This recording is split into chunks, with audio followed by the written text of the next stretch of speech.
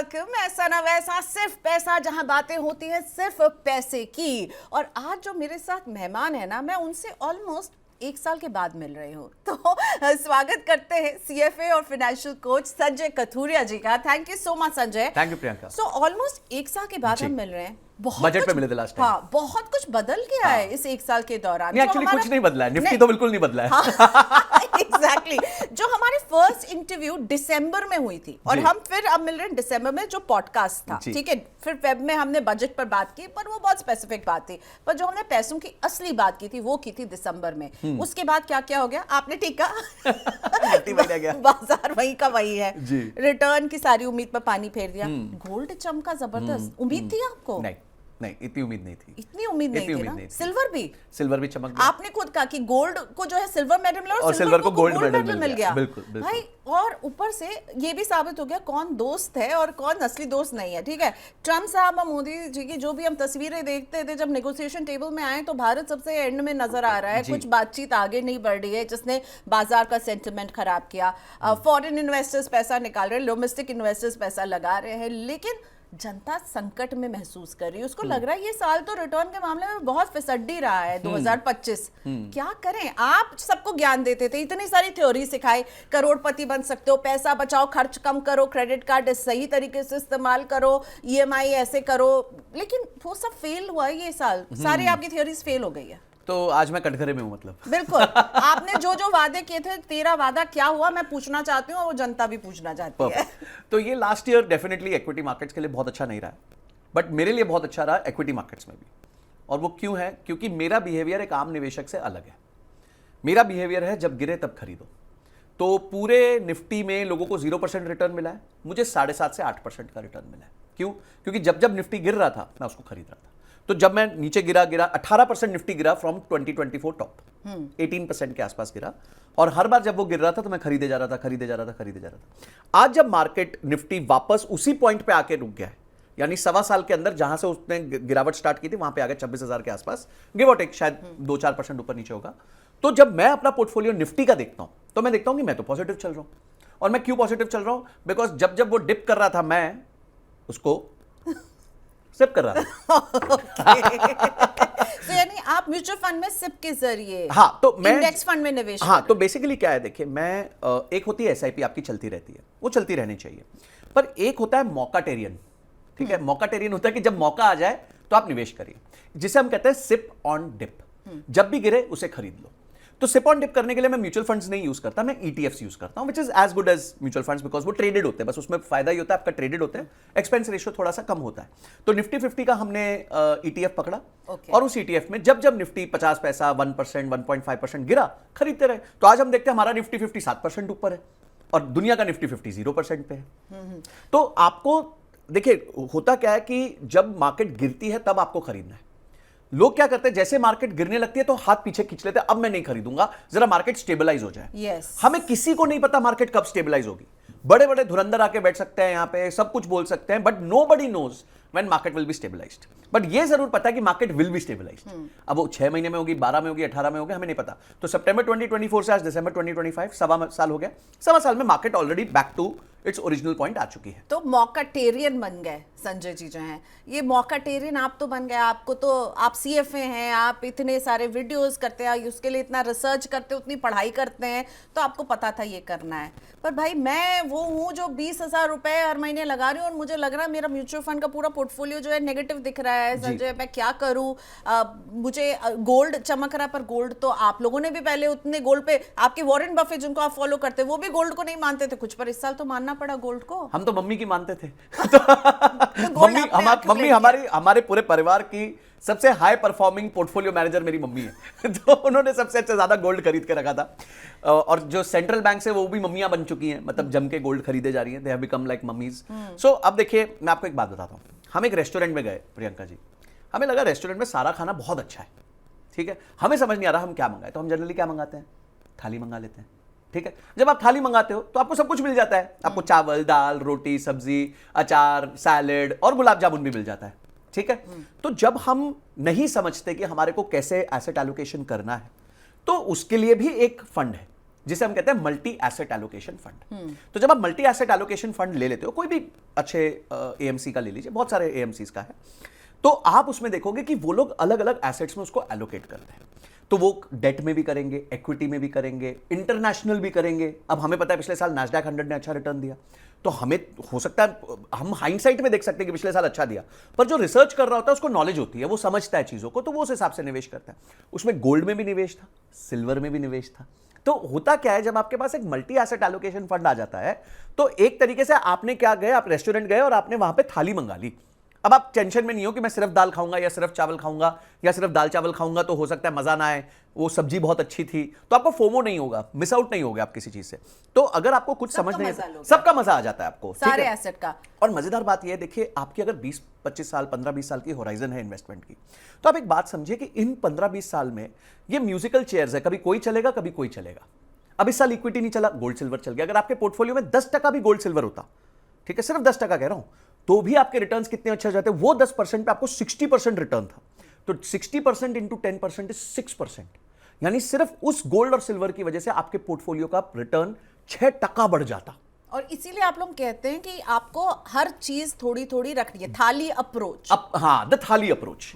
C we do not understand something everything very deeply. हमारा ये हम लोग ये नहीं समझते कि इस पर्टिकुलर स्टॉक में मैं पैसा लगा सकता हूं, मैं मैनेजमेंट को जानता हूं, या मैं इस बिजनेस को समझता हूं, या मैं सेक्टर को समझता हूं। ये हमारा काम नहीं है। तो जो एक आम निवेशक है उसके लिए डीप रिसर्च काम नहीं है, उसका काम है डाइवर्सिफिकेशन। लेकिन आपने जैसे मल्टी एसेट एलोकेशन फंड की बात की, ठीक है, हम म्यूचुअल फंड पे शो करते हैं, हम उस पर बात करते हैं कि ये आपके पास होना चाहिए, पर पूरा पोर्टफोलियो सिर्फ मल्टी एसेट एलोकेशन फंड का तो नहीं होगा ना। एक पूरा पोर्टफोलियो में वो कितना हिस्सा हमको मैफ, जिससे हम शॉर्ट फॉर्म में कहते हैं, उस पर डेडिकेट करना चाहिए। देखिए, मैं ये कहूंगा कि आपका मैफ जिसे आप कहते हैं उसको एटलीस्ट आपके पोर्टफोलियो का 30% के आसपास होना चाहिए। बचे हुए को आप इक्विटी में कर सकते हो। और अगर आपको एक्चुअली, मैं सच्ची बोलूं, अगर आपको कुछ समझ नहीं आ रहा है, तो आप क्या कर सकते हो, तीनों इंडेक्स खरीद सकते हो, large cap, mid cap, small cap, और साथ में एक मैफ खरीद सकते हो। तो आपने क्या किया, हर तरफ से पार्टिसिपेशन कर लिया, everything you have participated now. तो आपके पास सारे इंडेक्स आ गए, ठीक है, लार्ज कैप भी आ गया, मिड कैप भी आ गया, स्मॉल कैप भी आ गया, साथ में आपके पास मैफ आ गया। मैफ के अंदर स्पेसिफिक कंपनीज होंगी, इंटरनेशनल होगा, गोल्ड होगा, डेट होगा, सिल्वर होगा। तो ऑटोमेटिकली आपका रिटर्न डाइवर्सिफाई हो जाएगा, और आपको कोई ना कोई गाड़ी कोई ना कोई साल चल रही होगी। कभी लार्ज कैप चल रहा होगा तो लार्ज कैप से पैसा बन जाएगा। अब आप अगर ये सोचो कि मैं कुछ ऐसा देख लूं कि भाई इस साल लार्ज कैप ही चलने वाला है, तो मैं सारा लार्ज कैप की तरफ चले जाऊं, तो ये तो काम जब फंड मैनेजर भी करते हैं तो 5 आउट ऑफ 10 टाइम्स वो गलत होते हैं। तो आप और मैं किस खेत की मूली है? बिल्कुल, ठीक है। लेकिन अब सिप में जो है इनफ्लोज, वो कहीं पर भी डिप नहीं हुए। लोगों ने, पहले हम देखते थे जब मार्केट डिप होता था तो आपसे बहुत आके पूछते थे क्या करें, अभी रोक दे, जो वो फेंस पे बैठ जाते थे। लेकिन इस बार पूरे साल देखिए 30,000 करोड़ का इक्विटी म्यूचुअल फंड में इनफ्लो आता ही रहा, थोड़ा ऊपर नीचे, 28, 29, 25, मतलब साल भर का 3.5 लाख करोड़ आया। बिल्कुल बिल्कुल। तो मतलब इन्वेस्टर भी मैच्योर हुआ है। जी, देखिए पहले क्या होता था, जब हम लोगों को बताते नहीं थे, मतलब जब इतना अवेयरनेस नहीं था, तो लोग जब मार्केट्स गिरती थी तो पैसा निकालने की बात करते थे। अब मुझे लगता है 50% तो नहीं कहूंगा, पर 20-30% इतने हो गए हैं कि निकालने की बात नहीं करते, ठीक है, सॉरी 70% इतने हो गए हैं कि जो निकालने की बात नहीं करते, और 20-30% ऐसे निवेशक हो गए हैं जो फर्दर डालने की बात करते हैं। कि सर अब हमारे को ऐसा लग रहा है कि आपको क्या लगता है, हमारे पास 10 लाख स्पेयर है, हम इस टाइम डाल दे क्या? मतलब बड़ा अच्छा लगता है, इंकरेजिंग लगता है कि एक व्यक्ति 10% निफ्टी को नीचे देखने के बाद, या 20% निफ्टी नेक्स्ट 50 को नीचे देखने के बाद ये बात बोल पाए कि सर मेरे पास एक 10 लाख रुपए एक्स्ट्रा है इस टाइम घर पे, मेरे को बोनस मिला, या मेरे पास स्पेयर था, या मेरे पास कोई एफडी मैच्योर हो गई जो मेरे को जरूरत नहीं है, तो क्या मैं इसको निवेश कर सकता हूं आज इसके? तो I think that maturity if we are able to get, पर ये कब आएगी, जब आपको कन्विक्शन होगा कि लॉन्ग टर्म में हमारी मार्केट्स अच्छा करने वाली हैं। And I don't have a doubt, क्योंकि वी आर प्रोग्रेसिंग एट 8.2% पर एनम, अभी हमने देखा जीडीपी के नंबर्स रहे, तो सूनर और later markets will catch up. ये जो है ना मैक्रो नंबर्स, हमने जीडीपी के नंबर की बात की, 8% प्लस, ठीक है, इन्फ्लेशन अक्टूबर में 0.25%। ओके, सो ये जो मैक्रो नंबर्स हैं बड़े अच्छे दिख रहे हैं, लेकिन हमारे इक्विटी मार्केट्स को कुछ भी अच्छा नहीं लग रहा है। क्यों? एक्चुअली क्या है कि इक्विटी मार्केट्स ना शॉर्ट टर्म में इमोशनल होती हैं, लॉन्ग टर्म में फंडामेंटल होती हैं। तो क्या होगा कि जब कुछ इनके देखिए जब इन्फ्लेशन कम हो गया, अभी जैसे वापस आरबीआई ने रेट रिड्यूस कर दिया, अब इसका इंपैक्ट समझते हैं। जैसे ये रेट रिड्यूस होगा तो बैंक्स रेट रिड्यूस करेंगे, रेट रिड्यूस करेंगे तो कंपनीज की प्रॉफिटेबिलिटी बढ़ेगी, कंपनीज की फर्दर लेवरेज लेने की कैपेबिलिटी बढ़ेगी, वो एंटाइस होंगे कि भाई देश भी ग्रो कर रहा है, कैपिटल भी सस्ता मिल रहा है, चलो मैं एक और फैक्ट्री लगाता हूं, चलो मैं एक और यूनिट क्रिएट कर देता हूं, चलो मैं एक और बिजनेस वर्टिकल में पैसा डालता हूं। तो हमारे को प्राइवेट एक्सपेंडिचर चाहिए, हमारे को प्राइवेट कैपिटल का पैसा चाहिए।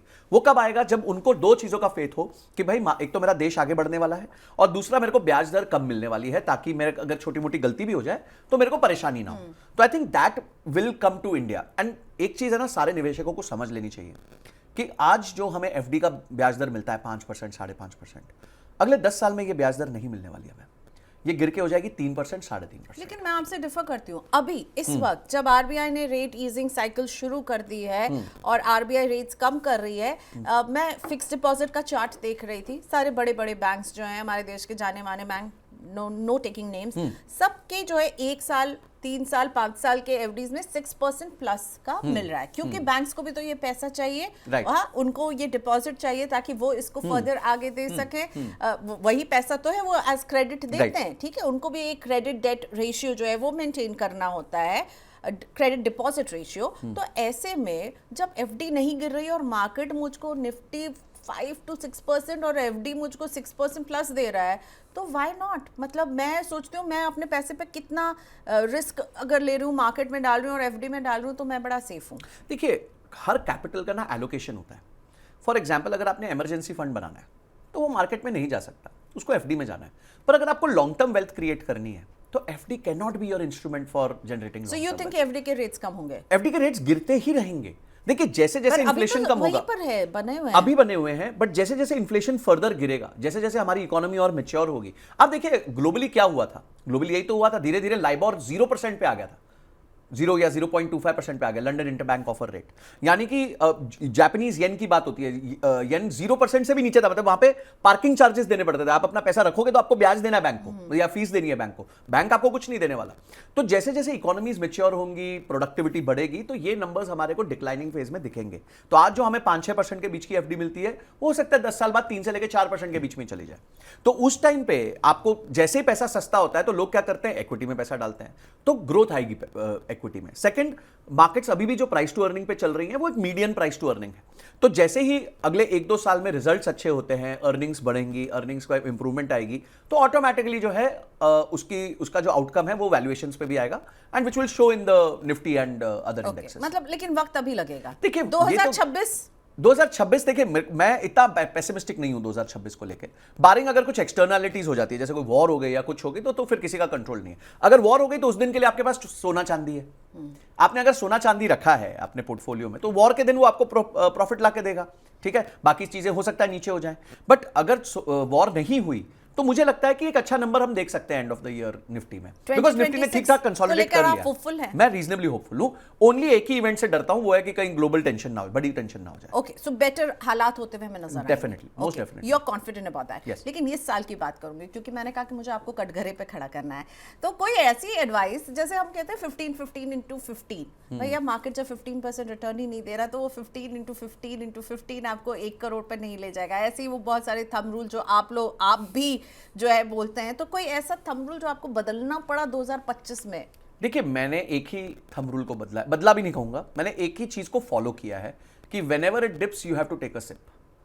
बस आपने एक चेंज किया है, आपने ईटीएफ के जरिए हाँ, देखिए मेरा म्यूचुअल फंड में अभी भी एसआईपी हो रहा है, ओनली एक्टिवली जो मैं कर रहा हूं। सो फॉर एग्जांपल अगर मुझे आज दोपहर को 3:15 बजे बैठ के देखना है कि कौन सा ईटीएफ गिरा है, तो मैं क्या कर रहा हूं, मैंने 4-5-6 ईटीएफ्स रखे हुए हैं, which is all the indexes, Nifty 50, Nifty next 50, Nifty mid cap 150, Nifty small cap 250। तो मैंने निफ्टी 500 को कवर कर लिया, फिर मैंने गोल्ड और सिल्वर रख लिया।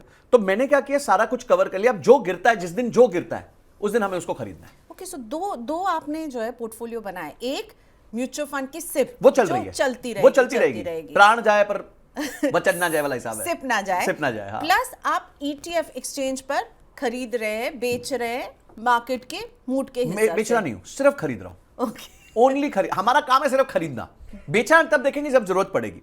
All of this is tied up for at least next 10 to 12 years। देखिए जब तक आपकी एक्टिव इनकम आ रही है और अगर आपके एक्सपेंसेस मीट आउट हो रहे हैं, आपने अपना इमरजेंसी फंड क्रिएट कर लिया है, आपके पास राइट अमाउंट ऑफ इंश्योरेंस है, तो आपको किस बात के लिए पैसे चाहिए अब? ये 10 से 15 साल, अब इस साल ने तो मेरा सारा कुछ रिटर्न का मैथमेटिक बिगाड़ दिया है। तो मैंने अगर सोचा था कि मैं 15 इयर्स में इतना अचीव कर लूंगी, अब इस साल जो ड्रैग किया मेरा पैसा, नहीं बना मेरा पैसा, इसका इम्पैक्ट मेरे लॉन्ग टर्म प्लानिंग पर कितना पड़ने वाला है? देखिए मैं आपको मजेदार बात बताता हूँ। आपने कहा कि 10 साल में निफ्टी ने करीबन 13% का CAGR दिया है। आप इन 10 साल को निकाल लो, एक साल में भी निफ्टी ने 13% नहीं दिया है। या तो उसने 15, 16, 18, 20 दिया है, या उसने 2, 4, 5, 6 दिया और किसी में नेगेटिव भी दिया। बिल्कुल, तो व्हेन वी से 13% CAGR, it is not FD।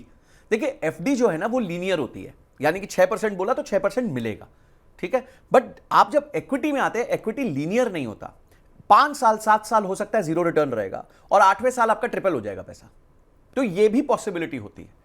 तो जब आप FD में आप जब म्यूचुअल फंड में इन्वेस्ट करते हैं, आप FD के थॉट प्रोसेस से इन्वेस्ट नहीं कर सकते। हाय राम, इस साल तो मेरे को निफ्टी ने कुछ दिया ही नहीं, तो मैं क्या करूं। तो आपको समझना पड़ेगा, this is CAGR, this is not a linear growth rate, this is compounded annual growth rate. तो हर साल आपको वही ग्रोथ नहीं मिलेगी। इट इज जस्ट कि हम क्यूमुलेटिवली चेक करते हैं एक 10-15 साल के होराइजन में, तो आपको मिलती है। और मजेदार बात पता है क्या है? देखिए, आपका जो आउटकम होगा, आपका जो भी आउटकम होगा, फाइनल आउटकम होगा, वो 2 चीजों पर निर्भर करता है। पहला, आपके पास कितने यूनिट्स है, और दूसरा, उन यूनिट्स की वैल्यू कितनी है। जब मार्केट ऊपर जा रही होती है तो जो उसकी वैल्यू होती है उसमें तेजी चल रही होती है, और जब मार्केट नीचे जा रही होती है तो नंबर ऑफ यूनिट्स में तेजी चल रही होती है। तो मंदी तो है ही नहीं। अगर तेजी नहीं चल रही है तो मेरे यूनिट्स बढ़ रहे हैं, मेरे को ज्यादा यूनिट्स मिल रहे हैं सस्ते में, और अगर तेजी चल रही है तो वैसे ही तेजी चल रही है, मेरे पूरा पोर्टफोलियो वैल्यू ऊपर हो जाएगा। We have to accumulate number of units. हमारे पास बहुत सारे यूनिट्स है, ये अक्यूमुलेशन फेज है। तो ये जब लॉन्ग टर्म में मेरा पैसा जब बनेगा तो उस पर कोई असर नहीं पड़ने वाला है? No, not at all. कब नहीं बना रही हूंगी मैं, क्योंकि ये साल ड्रैग किया है। बिल्कुल कोई फर्क नहीं पड़ेगा। अगर देखिए ग्रोथ हमारे कंट्री की इसी तरह चलती रही और इसी तरह कॉर्पोरेट मेकअप कर लेंगे, तो हम आगे मेकअप कर लेंगे। इस साल अगर हमारे को निफ्टी ने कुल मिला के 2-3% रिटर्न दिया, तो कोई ऐसा साल भी तो निकलेगा जब निफ्टी 22%, 24%, 26% रिटर्न देगा। तब तो आगे कोई नहीं बोलने वाला कि मेरा गोल जल्दी आने वाला है। तो we have to consider it as a goal. And second, देखिए मैं आपको एक और चीज बताता हूं, नथिंग इज सैक्रोसैंड। अगर आप कहते हैं कि मैं 15 साल में मेरे पास 1 करोड़ होगा, तो ये तो कोई भी प्रिडिक्ट नहीं कर सकता कि 15वें साल आपके पास .1 करोड़ होगा। हो सकता है वो 85 लाख रह जाए, 90 लाख रह जाए, और हो सकता है वो 1 करोड़ 5 लाख, 1 करोड़ 10 लाख हो जाए। We don't know, nobody knows actually, ठीक है। We are all taking a wild guess.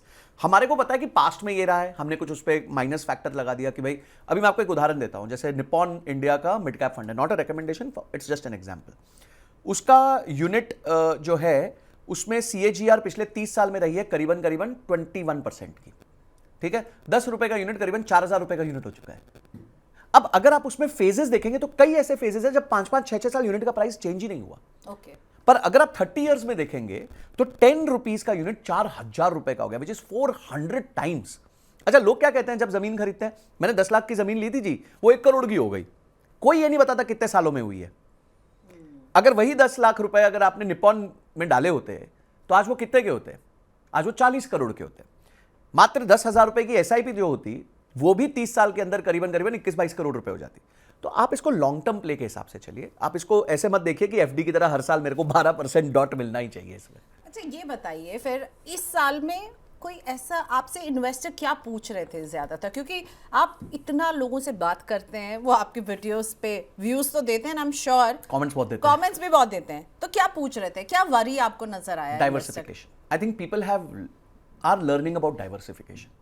ये मुझे बड़ा अच्छा लगा जान के कि लोग अब डाइवर्सिफिकेशन की बात कर रहे हैं। लोग कह रहे हैं सर मैं US में कैसे इन्वेस्ट कर सकता हूँ, मैं चाइना में कैसे इन्वेस्ट कर सकता हूँ, मैं गोल्ड में कैसे इन्वेस्ट कर सकता हूँ, सिल्वर में कैसे इन्वेस्ट कर सकता हूँ। गोल्ड तो एकदम वो हो गया ना, गोल्ड तो देखिए, गोल्ड गाड़ी मिस हो गई, फोमो हो रहा था। I think by the time 10-15% gold बढ़ा था, तब तक लोगों ने रियलाइज कर लिया था कि गोल्ड पे पैसा अब डालना चाहिए, बिल्कुल डालना चाहिए। और देखिए गोल्ड मैं तो बहुत टाइम से इन्वेस्ट कर रहा हूं। आप ओवरसोल्ड तो नहीं हो सकते ना गोल्ड और सिल्वर में कि बस खरीद ही लो, इतना खरीद लो। देखिए वो तो हमारे ह्यूमन साइकी है और सबको छोड़, क्योंकि अभी तो वही गोल्ड ETF में हमने जिस तरह का इन्फ्लोज देखा, ठीक है, बहुत अच्छा इन्फ्लो रहा अक्टूबर तक गोल्ड ETF का। एम्फी के जो मंथली आंकड़े वो बता रहे हैं, पर नवंबर में कम हो गया, क्योंकि नवंबर में हमने जैसे वो थोड़ा सा मिसमैच हुआ तो फिर नवंबर में थोड़ा कम हो गया। तो ये जो गोल्ड को लेकर एटीट्यूड क्या रखना है हमें अब आगे जाकर? SIP करिए, आराम से एसआईपी करिए, कोई ETF? ईटीएफ बिल्कुल परफेक्ट। देखिए एसजीबी अब बचा नहीं, सॉवरेन गोल्ड बॉन्ड है नहीं, मिलता नहीं है इजीली, गवर्नमेंट भी लेके नहीं आ रही क्योंकि उनको एक बार अच्छा फटका पड़ चुका है उसमें। उसके अलावा हमारे पास बचता है फिजिकल गोल्ड, उसमें होल्डिंग चार्जेस, जीएसटी, ये सब का इंपैक्ट आता है। ईटीएफ है, ईटीएफ में आपको सबसे अच्छा बेनिफिट मिलता है क्योंकि आप 10 रुपए में भी फिर गोल्ड खरीद सकते तो मेरे पोर्टफोलियो में कितना होना चाहिए गोल्ड? 8%, पूरा गोल्ड का ही भर लूं? इतना हो। और अच्छा नहीं नहीं रिटर्न नहीं, दे फिर रहा तो वही बात होगी ना कि आपने पूरी थाली को गुलाब जामुन से भर लिया। मतलब अब आप पूरा गुलाब जामुन थोड़ी खा सकते हो, मतलब आपको डायबिटीज होनी ही होनी है। तो आज अगर मार्केट्स एकदम नॉर्मलाइज हो गई, ट्रम्प बाबा और हमारे मोदी जी आके गले मिल रहे हैं, सब कुछ हो रहा है, तो गोल्ड नीचे जा सकता है। क्यों? क्योंकि जब ग्लोबल अनसर्टेनिटी नहीं रहेगी तो गोल्ड को कोई फायदा नहीं मिलने वाला। तो आप क्यों पूरा गोल्ड में डाल रहे हो? आप डालो ना 8 से 10% गोल्ड में डाल दो। नहीं समझ आ रहा, मल्टी एसेट एलोकेशन फंड उठा लो, वो अपने आप देखता रहेगा कितना गोल्ड में रखना है, कितना सिल्वर में रखना है, बैठा है फंड मैनेजर वहां पे। रियल एस्टेट में क्या संजय, आपने बदला क्या अपना व्यू? क्योंकि रियलिटी ये है, आप लोग भी यही फेस करते हो, आसपास मैं देख रही हूँ ना, अब रियल एस्टेट इतना महंगा हो गया है, मुझे अपने बजट में घर नहीं मिल रहा है। और आप लोग, अगर मैं खरीद लेती हूँ घर, मान लीजिए अगर आज मुझे जो रेट दिख रहा है इसमें खरीद लूँ, तो आगे 10 साल के बाद जो उसका रेट होना है वो तो मैं, मतलब मैं सोच भी नहीं पाऊंगी। तो मुझे लग रहा है रियल एस्टेट, आप बार बार कहते हैं रियल एस्टेट नहीं खरीदो नहीं खरीदो, पर अगर नहीं खरीदो तो मिस तो नहीं कर रहे हैं हम? देखिए प्रियंका, मैं सिंपल कहता हूं कि पहले ना समझिए कि रियल एस्टेट आप सेल्फ यूज के लिए खरीद रहे हैं या इन्वेस्टमेंट के लिए खरीद रहे हैं। दो चीजें होती हैं। अगर आप सेल्फ यूज के लिए खरीद रहे हैं तो प्लीज ये मत सोचिए अगले 10 साल बाद क्या होगा उसका प्राइस, क्योंकि आज अगर आपने 2 बेडरूम लिया है और 10 साल बाद आपको अपग्रेड करना है 3 बेडरूम का, तो इट्स अ रिप्लेसमेंट एसेट। जितने में 2 बेडरूम का पर स्क्वायर फीट बिकेगा उतने में आपको 3 बेडरूम पर स्क्वायर फीट मिलेगा। ऐसा तो है नहीं कि आपके घर में कोई मोती जड़े होंगे कि भाई आपका तो घर महंगा बिकेगा पर बगल वाली बिल्डिंग में 3 बेडरूम सस्ता बिकेगा। तो if you are buying a house, buy as per affordability, not for the fact कि भाई ये बढ़ेगा, क्योंकि बढ़ेगा तो आपको क्या फायदा है इसका? आप तो घर के अंदर बैठे हो ना। अगर 1 करोड़ का घर समझो 4 साल में 2 करोड़ का हो गया तो आप खुश हो सकते हो और कुछ नहीं कर सकते उसमें, मतलब फर्दर आप कुछ नहीं कर पाओगे उसमें से, ठीक है। हाउएवर अगर आपको लगता है जी मैं निवेश करना चाहती हूँ, I want to buy something for either monthly rental, बिल्कुल, या passive फिर income। या पैसिव इनकम के लिए या लॉन्ग टर्म ग्रोथ के लिए, तो मेरे हिसाब से then you have multiple asset classes. जैसे आपके पास अपार्टमेंट है, I don't think so apartment is the best purchase for a passive income, because उसमें रेंटल यील्ड बहुत कम है। तो आप कमर्शियल खरीद सकते हो, कमर्शियल शॉप खरीद सकते हो, कमर्शियल स्पेस खरीद सकते हो, वहां आपको 6 से लेकर 8% तक का रेंटल यील्ड मिल जाता है। और देखिए अगर 6 से 8% आपको रेंटल यील्ड मिल गया और 10 साल में अगर वो एसेट डबल हो गया तो भी आपको 7% कंपाउंडेड रिटर्न, मतलब कुल मिला के 12-13% का वो रिटर्न दे देता है। रेंट पे आपको स्टैंडर्ड डिडक्शन मिलता है, आपको टैक्सेस में भी बेनिफिट आ जाता है। तो ये हो गया एक लॉजिकल इन्वेस्टमेंट, ठीक है। फिर आपको लगता है जी कि मेरे को एक जगह अपकमिंग आ रही है, वहां पे कुछ रोड्स कटने वाली हैं, हाईवे आने वाला है, ग्रोथ होने वाली है, एयरपोर्ट आने वाला है, तो मैं वहां पे एक छोटा सा 100 स्क्वायर मीटर का, 500 स्क्वायर मीटर का एक प्लॉट ले लेता हूं किसी प्रॉपर डेवलपमेंट में। वो एक अच्छी इन्वेस्टमेंट हो सकती है। But do remember these are high, क्या कहते हैं, these are low liquidity investments. यानी कि ऐसा नहीं होगा कि आपने आज प्लॉट खरीदा और कल बेच दिया। वो कभी कभी 2-3 साल का दौर आता है, पर मैंने वो भी दौर देखा जब 2014 से लेकर 2022 तक रियल एस्टेट का प्राइस हिला भी नहीं था। बिल्कुल बिल्कुल, है ना। और उस टाइम पे सब लोग फंस गए थे क्योंकि ईएमआई का बर्डन चल रहा था और किसी के पास सामने से कैश फ्लो नहीं है, घर बिक रहे नहीं है। अभी जो पिछले 3 साल में तेजी आई, और उसका रीजन एक ही है, क्योंकि 2020 से लेकर 2022 तक स्टॉक मार्केट ने बहुत अच्छे रिटर्न दिए। और हिस्टोरिकली अगर आप देखेंगे तो रियल एस्टेट जो है, रियल एस्टेट का साइकिल जो है वो इक्विटी मार्केट के साइकिल को फॉलो करता है। तो जैसे ही इक्विटी मार्केट्स गजब रिटर्न्स देती हैं तो उसी टाइम फिर रियल एस्टेट गजब उसके 1-2 साल बाद बहुत अच्छा रिटर्न्स देता है, क्योंकि लोग एक बार इक्विटी में पैसा बना के उठा के रियल एस्टेट खरीदना चालू कर देते हैं। तो आपको रियल एस्टेट सूझबूझ से खरीदना है। लेकिन अभी पिछला साल जब इक्विटी मार्केट बिल्कुल लैगार्ड था तो रियल एस्टेट मार्केट तो अच्छा कर रहा था, prices that is the pre effect, क्योंकि 2023-24 में बहुत अच्छा रिटर्न्स दिया ना, तो तब का पैसा निकला हुआ अब यहां डल रहा है। ओके, अब क्या होगा, अब 2-3 साल यहां नहीं आएगा तो अब आप प्रेशर देखोगे रियल एस्टेट पे। और रियल एस्टेट में एक बड़ी मजेदार बात होती है, रियल एस्टेट में ना, जैसे अगर रिलायंस का शेयर 1500 है और मार्केट खराब हुई तो वो 1300 भी हो सकता है। पर अगर रियल एस्टेट आप देखोगे ना, रियल एस्टेट में कभी प्राइस करेक्शन नहीं होती।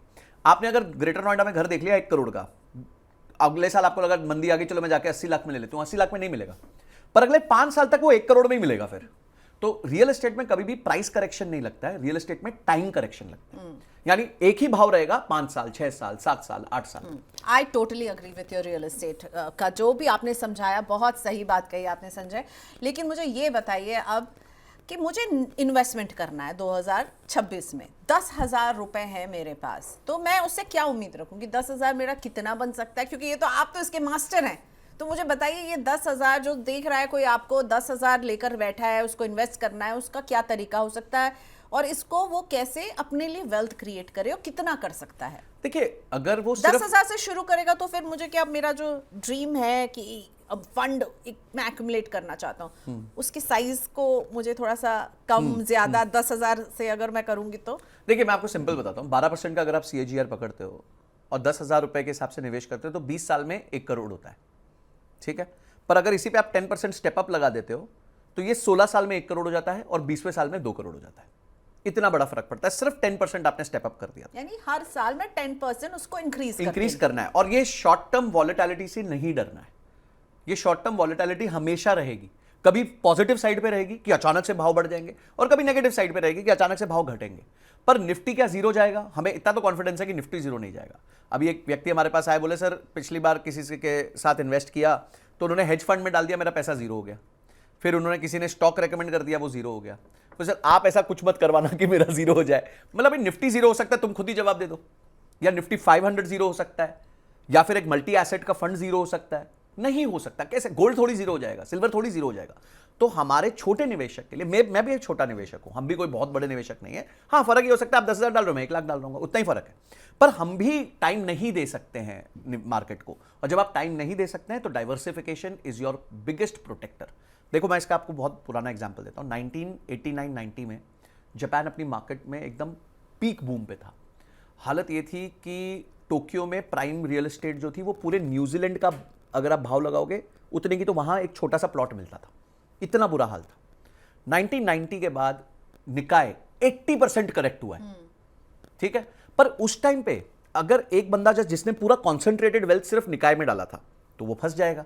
पर अगर वही टाइम पे किसी ने बॉन्ड खरीदा होता, किसी ने मल्टी एसेट किया होता, गोल्ड लिया होता, सिल्वर लिया होता, तो उतना पोर्शन पोर्टफोलियो का चलता रहता। बचा हुआ पोर्टफोलियो जो है वो थोड़ा गिर जाता। डाइवर्स। तो हमारे लिए mantra for 2026 and forever has to be diversification, because हम कॉन्सेंट्रेटेड बेट्स लेना नहीं जानते हैं। हमारे पास इंफॉर्मेशन नहीं है, हमारे पास नॉलेज नहीं है, हमारे पास टाइम भी नहीं है।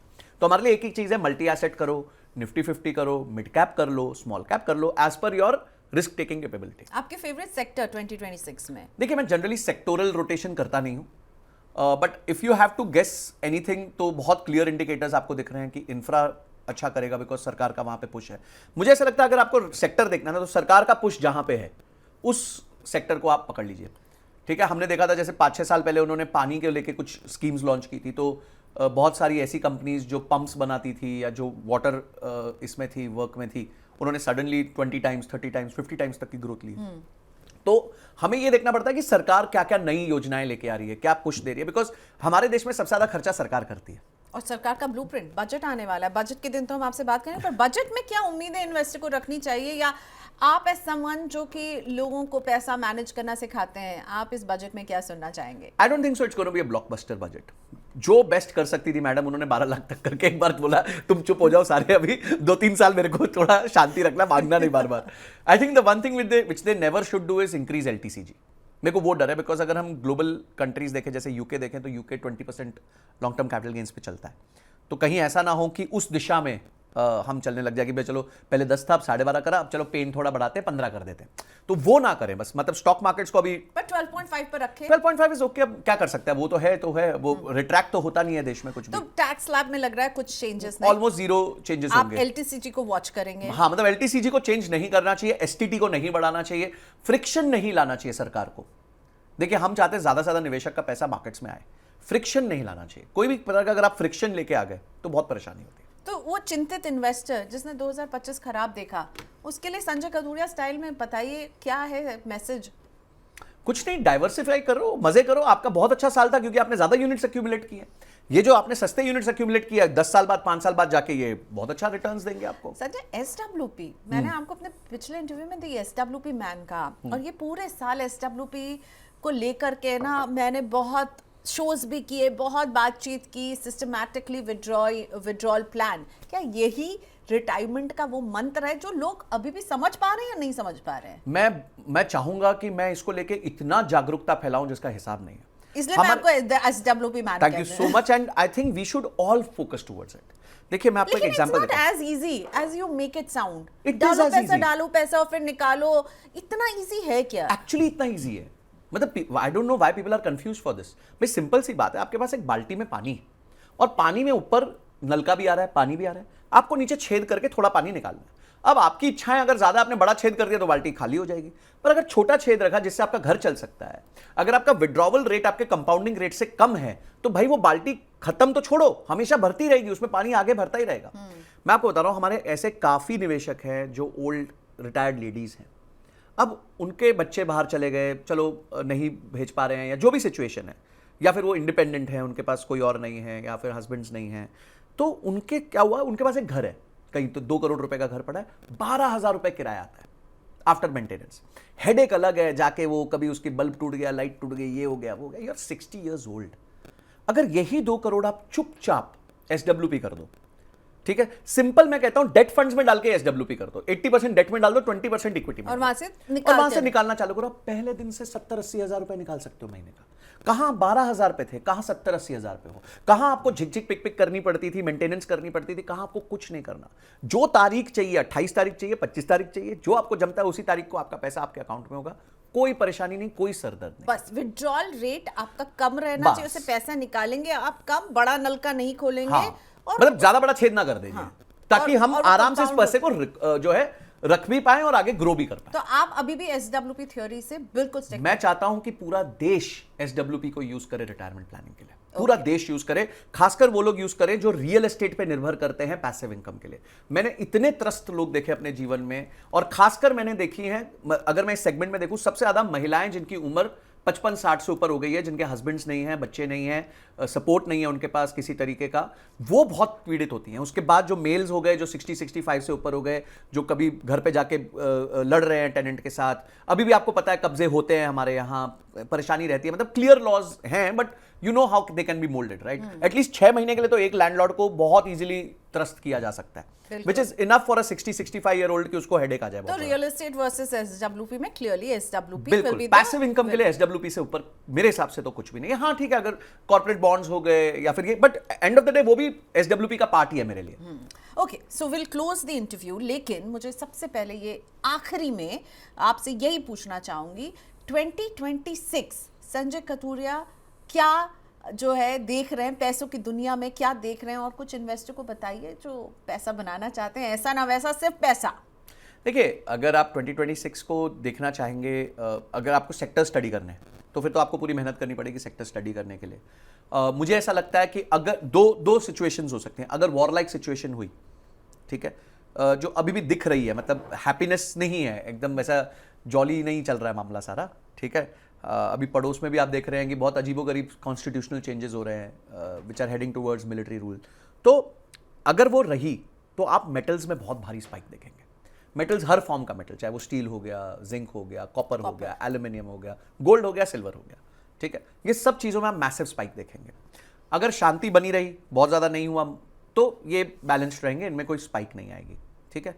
और बाकी जो सेक्टर्स हैं वो आपके ग्रो करेंगे। मुझे एक लगता है कि इंडिया में कंजम्पशन और ऑटो अच्छा ग्रो करेगा। मैं एक बहुत बड़े डीलर के साथ बैठा हुआ था, और उन्होंने जो मुझे स्टैगरिंग फिगर्स दिए अक्टूबर सेल्स के गाड़ी के, मतलब वो कह रहे थे, संजय जी हमारे पास 45 दिन हमारे लोग घर पे जा नहीं पा रहे थे, इतनी बुकिंग्स थी, इतने ऑर्डर्स थे, इतना अच्छा रेवेन्यू हुआ उनका।